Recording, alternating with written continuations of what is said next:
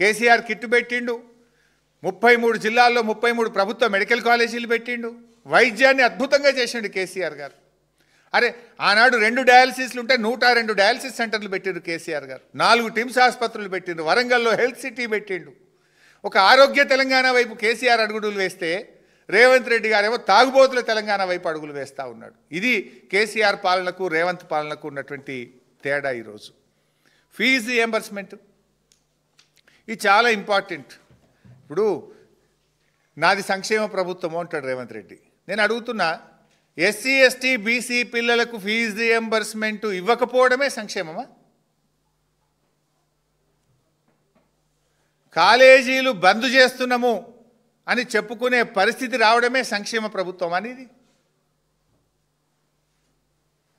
Corona వచ్చినా, పెద్ద నోట్ల రద్దు జరిగినా, ఆర్థిక ఇబ్బందులు వచ్చినా కేసీఆర్ ప్రభుత్వం ఏనాడు ఫీజు రియంబర్స్మెంట్ ఆపలేదు. I'm challenging. ఆనాడు కాంగ్రెస్ ప్రభుత్వం బకాయి పెట్టిపోయింది 3,000 కోట్లు. కాంగ్రెస్ పెట్టిన బకాయి 3,000 కోట్లు కూడా బీఆర్ఎస్ ప్రభుత్వం వచ్చినాక ఇచ్చింది. కాంగ్రెస్ ప్రభుత్వం నీలం తుఫాన్ రైతులకు ఇవ్వాల్సిన ఇన్పుట్ సబ్సిడీ 600 కోట్లు బకాయి పెట్టిపోతే అది కూడా బీఆర్ఎస్ ప్రభుత్వం ఇచ్చింది. కానీ నువ్వెందుకు ఇవ్వవు? నీ 2 ఏళ్లలో ఎస్సీ ఎస్టీ బీసీ పిల్లలకు ₹1 ఫీజు రియంబర్స్మెంట్ ఇచ్చినావా అని నేను సూటిగా అడుగుతా ఉన్నా. మేము 20,000 కోట్ల రూపాయలు 9.5 సంవత్సరాల్లో ఇచ్చాం. 9.5 ఏళ్లలో ఆర్థిక మాంద్యం, వరుసగా 2 ఏళ్ళు కరోనా, అయినా 20,000 కోట్లు ఫీజు రియంబర్స్మెంట్ కింద కేసీఆర్ గారు ప్రభుత్వం ఇచ్చింది. నీ 2 ఏళ్లలో ₹1 కూడా ఎందుకు ఫీజు రియంబర్స్మెంట్ ఇవ్వలేదు? ఇది ఎస్సీ ఎస్టీ బీసీలను దగా చేయడం కాదా? ఇది మోసం చేయడం కాదా? నీ మేనిఫెస్టోలో ఏం పెట్టినావు? గ్రీన్ ఛానల్లో ఇస్తా అని చెప్పినావు, పాత బకాయిలు క్లియర్ చేస్తా అన్నావు. మరి పాతది లేదు, కొత్తది లేదు, గ్రీన్ ఛానల్ లేదు, ₹1 ఇచ్చింది లేదు. ఇవాళ మోసం చేస్తున్నావు ఫీజు రియంబర్స్మెంట్ పేరు మీద. ఇక్కడ ఇంకొక ఇంపార్టెంట్ పాయింట్ ఐఎమ్ అలీగింగ్, నేను ఆరోపణ చేస్తా ఉన్నా ఈ కాంగ్రెస్ ప్రభుత్వం మీద. ఏంటంటే ఢిల్లీ ఎలక్షన్ వచ్చినా, హర్యానా ఎలక్షన్ వచ్చినా, మహారాష్ట్ర ఎన్నికలు వచ్చినా, బీహార్ ఎన్నికలు వచ్చినా బడా కాంట్రాక్టర్లకు బిల్లులు క్లియర్ అవుతాయి. You release the white paper, I'm demanding. మీరు ఎప్పుడన్నా చూడండి, ఢిల్లీ ఎలక్షన్ రాగానే ఆ నెల 2,000 కోట్లు రిలీజ్ అవుతాయి. బీహార్ ఎలక్షన్ రాగానే బడా కాంట్రాక్టులకు 2,000 కోట్లు రిలీజ్ అవుతాయి. మహారాష్ట్ర ఎలక్షన్ నెక్స్ట్ మంత్ ఉందంటే ఈ నెల 2,000 కోట్లు రిలీజ్ అవుతాయి. హర్యానా ఎలక్షన్ నెక్స్ట్ మంత్ ఉందంటే ఈ నెల 2,000 కోట్లు బడా కాంట్రాక్టర్లకు రిలీజ్ అవుతాయి.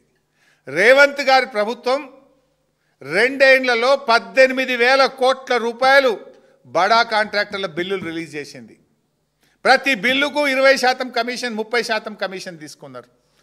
బిల్లులకు కమిషన్లు తీసుకోవాలి, ఢిల్లీకి మూటలు మోయాలి.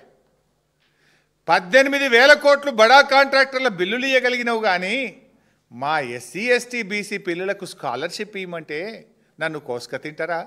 నా దగ్గర పైసలు లేవంటావా? 30 ఏళ్ళు సేవ చేసిన ప్రభుత్వ ఉద్యోగులు మేము దాచుకున్న రిటైర్మెంట్ డబ్బులు ఇవ్వమంటే నన్ను కోసుక తింటారా? నా దగ్గర పైసలు లేవంటావా? మరి 18,000 కోట్లు బడా కాంట్రాక్టర్లకు ఎక్కడికి వెళ్ళి ఇచ్చినావు? తప్పైతే చెప్పు, I'm ready. As a X finance minister I'm challenging. 18,000 కోట్లు బడా కాంట్రాక్టర్లకు ఇచ్చినావా, ఇయ్యలేదా? పంజాబ్ కాదు, ఢిల్లీ, హర్యానా, మహారాష్ట్ర, బీహార్ ఎన్నికల ముందు ఫైనాన్స్ డిపార్ట్మెంట్ నుంచి 2,000 కోట్లు యావరేజ్గా బిల్లులు పాస్ అయింది, కమిషన్లు మెక్కింది. నిజమా కాదా? దీని మీద ఏ బహిరంగ చర్చకైనా నేను సిద్ధం. నువ్వు మా పిల్లలకు ఆడబిడ్డల కేసీఆర్ కిట్ ఇవ్వమంటే పైసలు లేవంటావు, రైతు బంధు ఇవ్వమంటే పైసలు లేవంటావు, రైతులకు వడగళ్ళ వల్ల తుఫాను వల్ల నష్టం జరిగింది 10,000 ఇవ్వమంటే పైసలు లేవంటావు, ఉద్యోగుల డిఏలు అడిగితే పైసలు లేవంటావు, మా ఆశా అంగన్వాడీలు అడిగితే పైసలు లేవంటావు, ఎస్సీ ఎస్టీ పిల్లలకు స్కాలర్షిప్ ఇవ్వమంటే డబ్బులు లేవంటావు, నిరుద్యోగ భృతి అడిగితే డబ్బులు లేవంటావు. మరి 18,000 కోట్లు బడా కాంట్రాక్టర్ల కమిషన్ల కోసం ఎక్కడి నుంచి వచ్చినాయి? Can you answer this? కాంట్రాక్టర్లకేమో green channel, SC ST BC పిల్లలకు మెస్ ఛార్జీలకు గ్రీన్ ఛానల్ ఉండదు.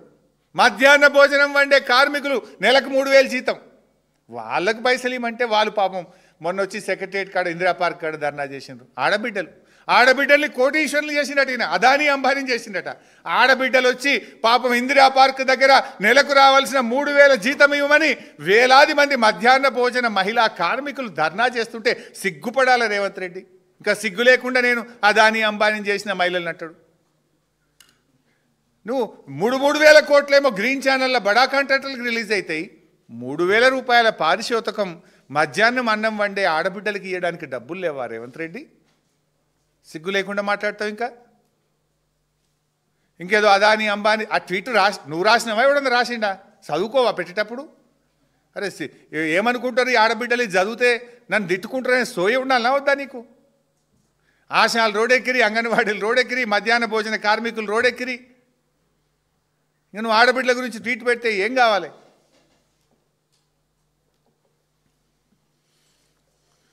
అయితే రేవంత్ ఇంకొక మంచి స్కీమ్ తెచ్చిండు. ఇది కూడా చాలా ఇంట్రెస్టింగ్ స్కీమ్. కేసీఆర్ గారు ఉండగా ఎమ్మెల్యేలకు ఒక 5 కోట్ల రూపాయల స్కీమ్ ఉండే, ఏసీడీపీ నిధులు, అసెంబ్లీ కాన్స్టిట్యున్సీ డెవలప్మెంట్ ఫండ్. అంటే మేము ఎక్కడికైనా పోతే బోర్ అడుగుతారు, మోటార్ అడుగుతారు, ఒక చిన్న రోడో డ్రైనో అడుగుతారు, తక్షణమే ఎమ్మెల్యేలు ఇవ్వడానికి 5 కోట్ల రూపాయల స్కీము ఏసీడీపీ స్కీమ్ తెచ్చారు. కేసీఆర్ గారు ఎంత గొప్ప మనసు అంటే, ఓ రోజు జానారెడ్డి గారు లేచి ప్రతిపక్ష ఎమ్మెల్యేలకు మాకు కూడా 5 కోట్లు ఇవ్వండి అంటే వాళ్ళకు కూడా 5 కోట్ల రూపాయలు ఇచ్చిండ్రు. బీఆర్ఎస్ ఎమ్మెల్యేలతో సమానంగా ఇచ్చినటువంటి ఒక గొప్ప మనసు కేసీఆర్ గారిది. ఈ రేవంత్ వచ్చిండు, 5 కోట్ల స్కీమ్ బంద్ అయిపోయింది. ఏసీడీపీ లేదు ఇప్పుడు. మా సునీతక్క ఊళ్ళకి పోతే 1 రూపాయి లేదు, చింతన్న ఊళ్ళకి పోతే 1 రూపాయి లేదు, జగదీష్ అన్న పోయినా, కమలాకరణ పోయినా, నేను పోయినా, ఏదైనా బుగ్గలేమంటే కూడా మా దగ్గర రూపాయి లేని పరిస్థితి తెచ్చిండు. ఇది నేనే కాదు, ఆయన ఎవరో కాంగ్రెస్ ఎమ్మెల్యే ఒక ఉత్తరం రాసిండు, ఏదో ఆర్టికల్ రాసిండు, ఎన్ఎం శ్రీనివాసరెడ్డి గారు, మహబూబ్ నగర్ ఎమ్మెల్యే. మేము సావులకు తిరుగుడు, పెళ్లిళ్ళకి తిరుగుడు తప్ప ఎమ్మెల్యేలం 1 రూపాయి లేదు, మా పని ఉత్తదే అయిపోయింది అని కాంగ్రెస్ ఎమ్మెల్యేనే ఉత్తరం రాసిండు, ఆర్టికల్ రాసినట్టున్నాడు, పేపర్లు వచ్చింది. కానీ రేవంత్ రెడ్డి ఇంకొక స్కీమ్ తెచ్చిండు ఎమ్మెల్యేలకు, 5 కోట్ల స్కీమే. అది కూడా ఏం స్కీమ్ ఎవరైనా చెప్తారా? Commission scheme. మా అక్క చెప్పింది. కమిషన్ స్కీమ్ తెచ్చిండు. ఏంటిది తెలుసా? ప్రతి MLA, Congress MLA, not BRS ఎమ్మెల్యేలు, ప్రతిపక్ష ఎమ్మెల్యేలకు లేదు, 5 కోట్ల బిల్లులు తెచ్చుకోవాలి నెలకు. 5 కోట్లు క్లియర్, మీరు కమిషన్ కొట్టుకోరు. మేము పెద్ద పెద్ద మేము కొట్టుకుంటాం, చిన్న చిన్నవి మీరు కొట్టుకోరు. పర్సంటేజ్లు ఇలా ఎమ్మెల్యేలకు 5 కోట్ల రూపాయల స్కీమ్ తెచ్చిండు. ఏంటంటే ఈ రాష్ట్రంలో ఎవరైనా 5 కోట్ల బిల్లులదే నీకు మేము బిల్లులు క్లియర్ చేస్తాం, నీ కమిషన్ నువ్వు చూసుకో, పెద్దవి మేము, చిన్నవి మీరు. ఇగో ఈ స్కీమ్ వచ్చిందబ్బా రాష్ట్రంలో. ఏసీడీపీ పోయింది, 5 కోట్ల పర్సంటేజ్ స్కీమ్ అయితే వచ్చింది. ఇది చాలా దురదృష్టకరం, విచారకరం. ఇది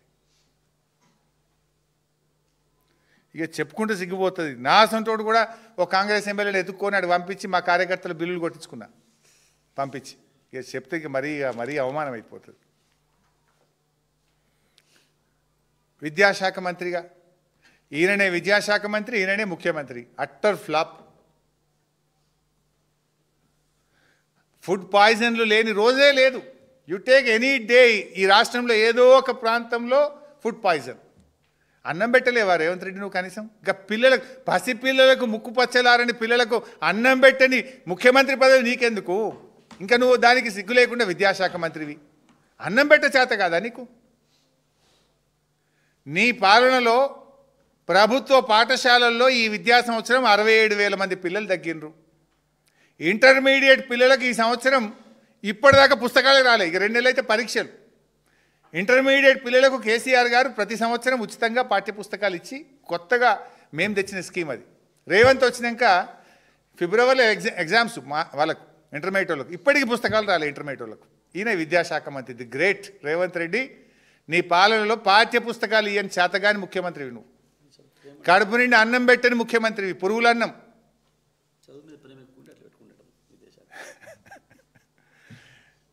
అంటే ప్రచారం ఘనం, ఆచరణ శూన్యం. ఏమంటాడు? ఇంటిగ్రేటెడ్ స్కూల్స్, 200 కోట్లతో